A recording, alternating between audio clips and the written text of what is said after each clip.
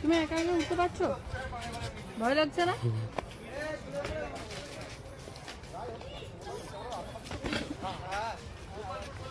এক কাপ লেবুর জুস এখানে 20 টাকা।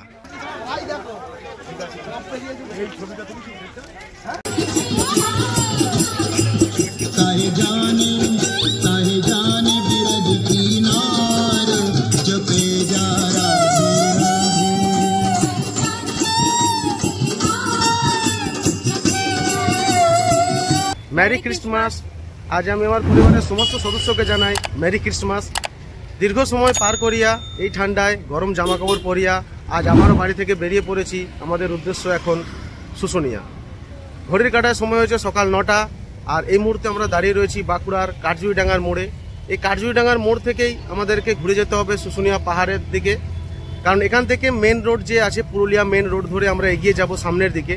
আর আমার বাঁ সাইডে যে রাস্তাটা চলে গেছে সেটা হচ্ছে বাঁকুড়া বাস স্ট্যান্ডে যাওয়ার রাস্তা, আর আমার ব্যাক সাইডে যে রাস্তাটা চলে গেছে সেটা হচ্ছে বাঁকুড়া মেন টাউনে যাওয়ার রাস্তা। তো কাঠজুইডাঙ্গার মোড় থেকে শুশুনিয়া পাহাড়ের ডিস্টেন্স হচ্ছে মাত্র 24 কিলোমিটার।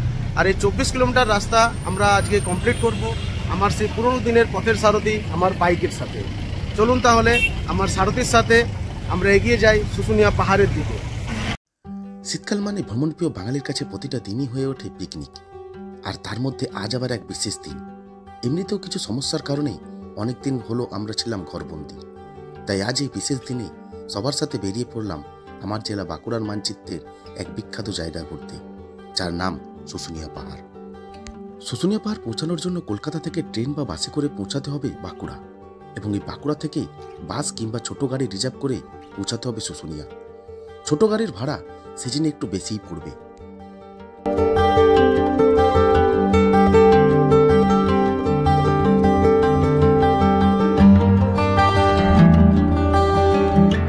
কিলোমিটার রাস্তা পার করে আমরা অবশেষে এসে পৌঁছেছি শুশুনিয়া পাহাড়ে।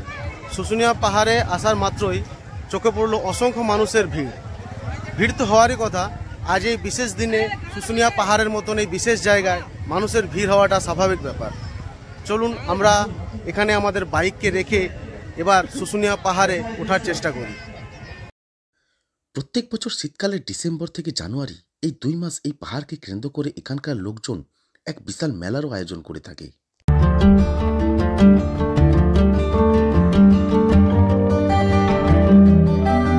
এই বড়দিনের উপলক্ষে শুশুনিয়া পাহাড় হয়ে উঠেছে মানুষের ভিড়ে পুরো জমজমাট।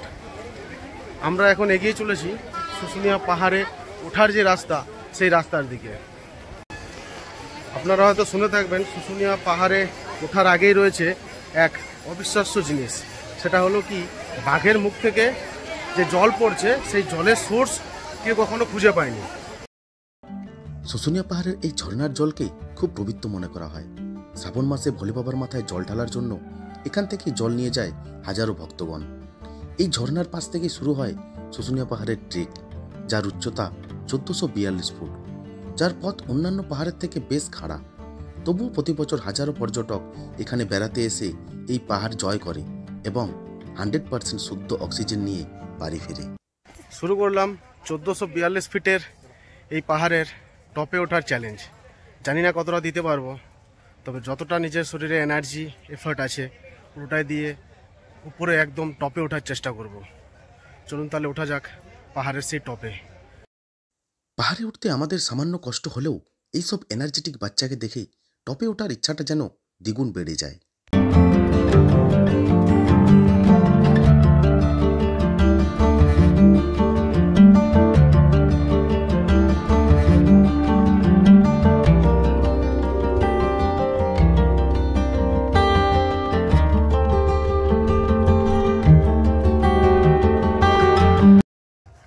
শুশুনিয়া পাহাড়ে রয়েছে 3টি স্টেপ। তো প্রথমটা ওঠার পরে মনে হচ্ছে আমাদের আজকের টপে ওঠার চ্যালেঞ্জ এখানে শেষ করতে হবে, কারণ শরীরও আর সায় দিচ্ছে না ওঠার জন্য। পাপিয়া তো বলেই দিয়েছে আমি উঠতে পারবো না, তাও ও যাতে উঠতে পারে সে কারণে আমি পিঠে ব্যাগ, সাথে দুটো হেলমেট বেঁধে নিয়েছি। তাও ভাবলাম যদি উঠতে পারে তো উঠুক, তো ও তো পারছেই না। আমারও নিজেরও খুব কষ্ট হচ্ছে। কারণ পুরো প্রথমে বললাম পুরো খাড়া পাহাড়, সেখানে আমাদের মতন এই ভারী শরীর নিয়ে উপরে ওঠা একটু চ্যালেঞ্জিং ব্যাপার আর কি। দূর থেকে তো পাহাড় দেখতে খুব ভালো লাগে, কিন্তু পাহাড়ে এসে বোঝা যায় পাহাড়ে ওঠাটা কতটা চ্যালেঞ্জিং ব্যাপার, যেটা আমরা এখন উপভোগ করছি। পাহাড়ের উপরে করা রয়েছে এরকম দোকান, যেখানে আপনারা জল, কোল্ড ড্রিঙ্কস ইত্যাদি কিনে এই জায়গায় বসে একটু রেস্ট নিতে পারেন।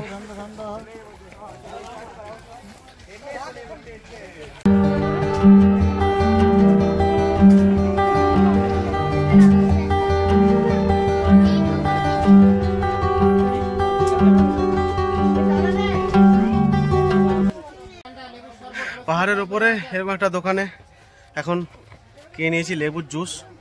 তো 1 কাপ লেবুর জুস এখানে 20 টাকা। মানে পাহাড়ের ওপরে যে কোনো পাহাড়েই হোক আর যেখানেই হোক, পাহাড়ের ওপরে কিন্তু দামটা একটু বেশি হয়।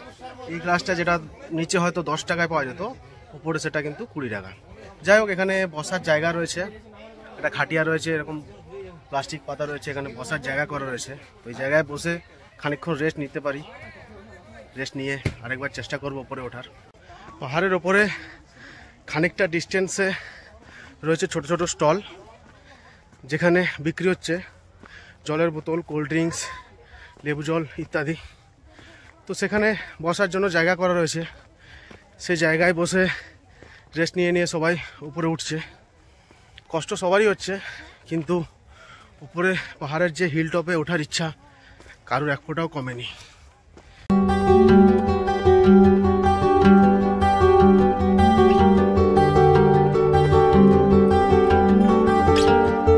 অবশেষে 45 মিনিট টাইম নিয়ে আমরা উঠে গেছি শুশুনিয়া পাহাড়ের প্রথম স্টেপে। এরপরও আর একটা স্টেপ রয়েছে, কিন্তু সেখানে আর উঠছি না, কারণ সময় অনেকটা হয়ে গেছে। এরপর আবার নিচে নেমে যেতে হবে। পাপিয়া তো উঠতে পারেনি, ও রাস্তায় একটা দোকানে ওকে বসিয়ে দিয়ে এসেছি। আমি জাস্ট উঠলাম, উপর থেকে কি ভিউ পাওয়া যাচ্ছে, কি দেখার আছে, জাস্ট এগুলো দেখানোর জন্য। তো পাহাড়ের ওপরে এসে সেরকম কিছু নেই, ওই যেরকম স্টল রাস্তায় আস্তে আস্তে পাওয়া যাচ্ছে সেই সব স্টলই রয়েছে, যেখানে আপনারা জল, কোল্ড ড্রিঙ্কস এইসব পাবেন, মানে পাওয়া যাচ্ছে আর কি। আর তা বাদ দিয়ে যে ভিউটা রয়েছে সেটা খালি চোখে ভালো বোঝা যাবে, ক্যামেরাতে অতটা ভালো বোঝা যাচ্ছে না। তাও আমি ক্যামেরা দিয়ে আপনাদের দেখানোর চেষ্টা করছি, যতটা বোঝা যায় ততটাই দেখানোর চেষ্টা করছি। তো এবার এখান থেকে আবার নেমে যাব। নামার পথে পাপিয়াকে সাথে নিয়ে এরপরে যে একটা পার্ক আছে সেই পার্কে যাব।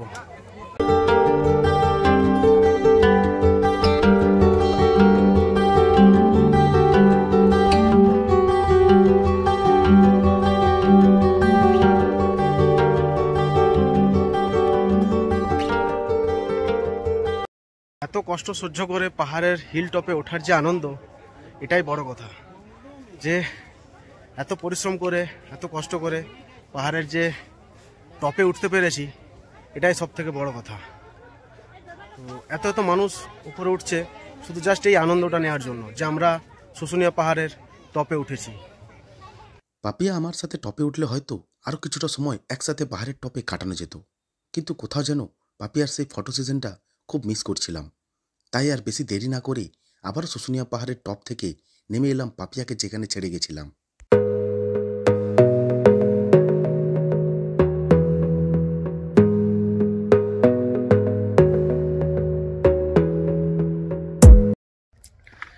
যেখানে পাপিয়াকে ছেড়ে দিয়ে গেছিলাম, আবার সেখান থেকেই পাপিয়াকে নিয়ে এবার নিচের দিকে নেমে যাচ্ছি।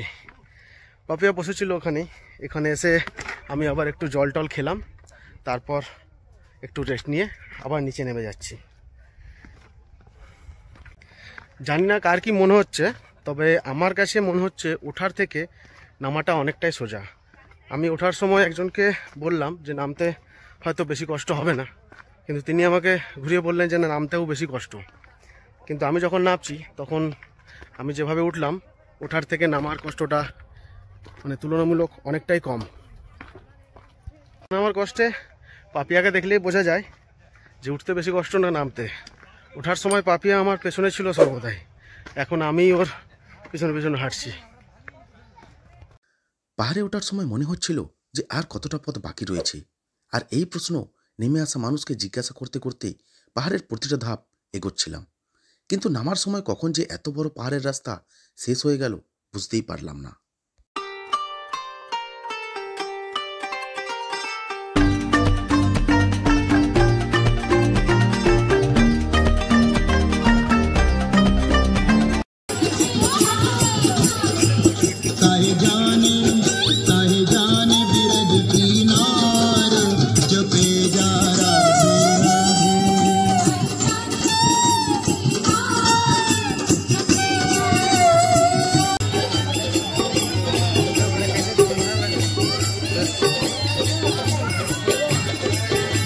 এক ঘন্টা 45 মিনিটে আমরা শুশুনিয়া পাহাড়ে উঠলাম এবং নিচেও নেমে আসলাম।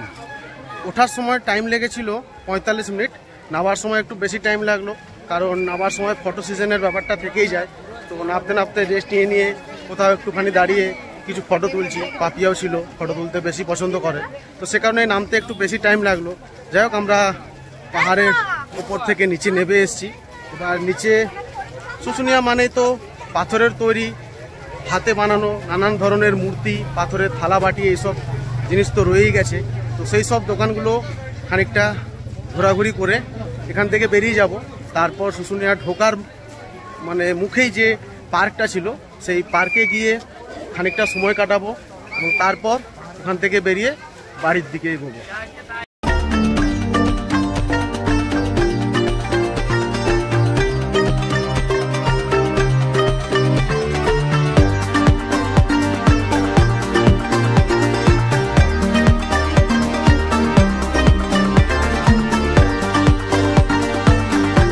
ডিসেম্বরের শুরু থেকে জানুয়ারির শেষ পর্যন্ত শুশুনিয়া পাহাড়ের চারিপাশে বসে এইরকমই দোকানপাট, মেলার মতো সেজে ওঠে এই শুশুনিয়া পাহাড়। তো এই দুটো মাসের মধ্যে আপনারা যখনই আসেন না কেন এখানে পাবেন আপনারা নানান রকমের জিনিস। আর তারই সাথে পাথরের যে মূর্তি কিংবা থালা বাটি, এটা সারা বছরই এখানে বিক্রি হয়। যেহেতু এটা এখানকার মানে ফেমাস একটা জিনিস, সেহেতু এখানে সারা বছরই এই জিনিসগুলো পাওয়া যায়। পাহাড়ের উপরে উঠবেন না। যারা এখনো পাহাড়ের উপরে আছেন আপনারা ধীরে ধীরে পাহাড় থেকে নেমে আসুন। সন্ধে ঘনিয়ে আসছে, আপনারা আপনাদের পরিবার পরিজনকে নিয়ে পাহাড় থেকে নামার পরেই এইমাত্র অ্যানাউন্স করছে ঘড়ি কাটায় সময় হয়েছে 3:20। তো এখন অ্যানাউন্স করছে যারা পাহাড়ের ওপরে আছেন তারা নেমে আসুন, আর নতুন করে পাহাড়ের ওপরে কেউ উঠবেন না। মানে এটা একটা পয়েন্ট সবার কাছে যে 3:30 বেজে গেলে কিন্তু পাহাড়ে আর ওঠা যায় না। তার আগে পর্যন্ত আপনারা পাহাড়ে উঠুন এবং নিচে নেমে আসুন। আর 5টার মধ্যে এখান থেকে কিন্তু বেরিয়েও যেতে হবে। তো এখনও অনেক মানুষজন আছে যারা পাহাড় থেকে নেমে আসছে, নেমে এসে এখানে খাওয়া দাওয়া করছে, কারণ শুশুনিয়াতে এসে সবাই কিন্তু রান্নাবান্নাও করে খাওয়া দাওয়া করে। এছাড়াও এখানে রয়েছে নানান রকমের হোটেল যেখানে আপনারা খাওয়া দাওয়া করতে পারেন। আর যদি একসাথে সবাই আসেন, সব কিছু সরঞ্জাম নিয়ে আসেন, তো এখানে এসে রান্নাবান্না করেও আপনারা খাওয়া দাওয়াটা সেরে নিতে পারেন। তো আমরা এখানে আর খাওয়া দাওয়া করছি না, কারণ আমরা আসার সময় একটু ভারী খাবার খেয়ে এসেছিলাম। তো পাহাড়ে উঠলাম, পাহাড় থেকে নামলাম, বাকি রয়েছে একটা পার্ক, সেই পার্কটা ঘুরবো, তারপর এখান থেকে বেরিয়ে বাড়ি যাওয়ার পথে কোথাও না কোথাও খেয়ে নেবো। এই শুশুনিয়া পাহাড়ের ঠিক পাশেই অত্যাধুনিকভাবে তৈরি করা হয়েছে শুশুনিয়া পার্ক, যেখানে বাকি থাকা বিকেলটা অনায়াসে কাটানো যাবে।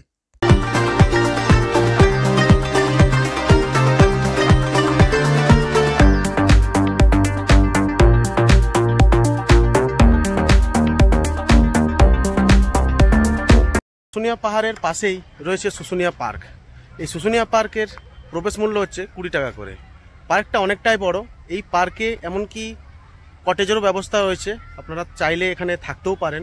এছাড়াও বাচ্চাদের নিয়ে আসলে কিংবা বড়রাও পাহাড়ে ওঠার পর কিছুটা টাইম এখানে কাটাতে খুবই ভালো লাগবে। চলুন এখন পার্কটা ঘুরে দেখা যাক। পার্কের ভেতরে বাচ্চা থেকে বড় সবার জন্যই রয়েছে সব রকম ব্যবস্থা। বাচ্চাদের জন্য নানান ধরনের খেলাধুলার ব্যবস্থার সাথে সাথে বড়দের জন্যও রয়েছে এক মনোরম পরিবেশ, কারণ এই পার্কের ভেতর থেকেই দেখা যায় শুশুনিয়া পাহাড়ের সৌন্দর্যময় রূপ। এছাড়াও দিনের শেষে সূর্যাস্ত এবং পাহাড়ের কোল থেকে উদীয়মান চাঁদ। তাছাড়াও নানান ধরনের রেস্টুরেন্টও রয়েছে এই পার্কের ভেতরে ও বাইরে। চাইলে বিকেলের টিফিন কিংবা রাতের ডিনার দুটোই সেরে নেওয়া যাবে।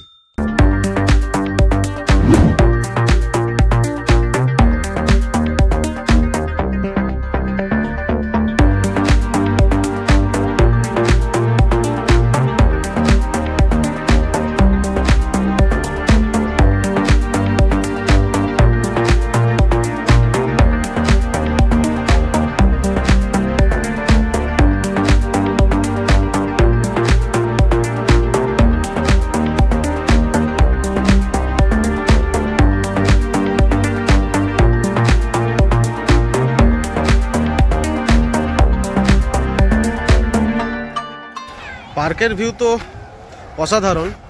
পার্কের ভেতর থেকে শুশুনিয়া পাহাড়ের ভিউ কম কিছু যায় না। এই হলো শুশুনিয়া পাহাড়ের সেই ভিউটা। আর এই যে ঘরগুলো দেখছেন, এই সব কটেজগুলোতে আপনারা চাইলে রাত কাটাতে পারেন। আর এই কটেজ বুক করা নিয়ে এরপরে আমি একটা ভিডিও বানাবো। এর আগেও আমি বলেছি যে সে নো ক্যাশ বলে একটা অ্যাপ্লিকেশান আছে, যেখান থেকে আপনারা তৎকালীন হোটেল বুক করতে পারেন। মানে হয়তো ভেবে এসছেন যে আজকে রিটার্ন করবেন, ভালো লাগলো চারিদিকটা ঘুরে দেখতে, এবার হয়তো ভাবলেন যে রাত্রিবেলায় থাকবো, তো সে কারণ তখন আপনারা তৎকালীন হোটেল বুক করতে পারবেন সে নো ক্যাশ অ্যাপ্লিকেশন থেকে। সোলার সিস্টেমে চলে পুরো হোটেল কিংবা পার্কের আলোকসজ্জা। পার্কের মধ্যেই রয়েছে কটেজ, এছাড়াও পার্কের মধ্যেও রয়েছে রেস্টুরেন্ট। এখানে আপনারা সেরে নিতে পারেন দুপুরের লাঞ্চ কিংবা হয়তো বিকেলের টিফিন, চা, কফি ইত্যাদি এখানে পেয়ে যাবেন। পার্কের ভেতরে বসে আপনারা এই সব খাবারের মজাগুলো নিয়ে উপভোগ করতে পারবেন। তো আর কিছুক্ষণ পরেই এই পুরো পার্ক সেজে উঠবে লাইটে, তখন দেখতে হয়তো আরও বেশি ভালো লাগবে। যদি সেগুলো দেখতেই হয় তাহলে এখানে হয়তো আপনাদেরকে থাকতে হবে। আর থাকার জন্য এই সব পার্কের ভেতরে রয়েছে কটেজ, সেই সব কটেজ বুক করে আপনারা এই পার্কে থাকতে পারবেন। বিকেলটা তো এনজয় হলোই, রাত্রিটাও কিন্তু আরও বেশি একটা এনজয় হবে যদি আপনারা এখানে থাকেন তবে।